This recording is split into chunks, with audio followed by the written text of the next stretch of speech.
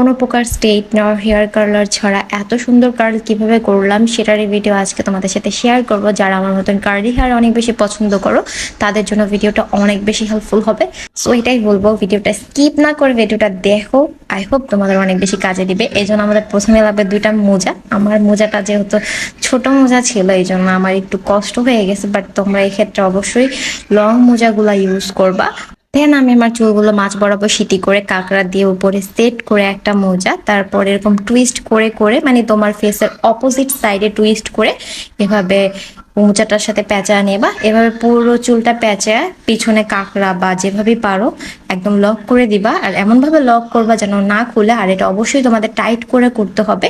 তো অপর পাশেও আমি সেম ভাবে এরকম টুইস্ট করে করে এরকম পিছনে লক করে দিছি, দেখতেই পারতো সেইভাবে। এখন এটা ওভারনাইট রেখে দিব, দেন সকালে তোমাদের সাথে এসে শেয়ার করবো যে কেমন কার্ল হলো। ফাইনালি সকাল হয়ে গেল, আমি তো রাতে এক্সাইটমেন্ট ঠিকঠাক ঘুমাতেই পারি নাই। কিন্তু যখনই আমি চুল থেকে মোজাগুলো খুললাম আমি তো পুরো অবাক, মানে এত সুন্দর কার্ল আমি তো কখনো হেয়ার কালার দিয়েও করতে পারি নাই। এইভাবেই যদি এত সুন্দর কার্ল করা যায় তাহলে এত এত টাকা দিয়ে হেয়ার স্ট্রেটনার বা কার্লার মেশিন কেনা লাগবে না।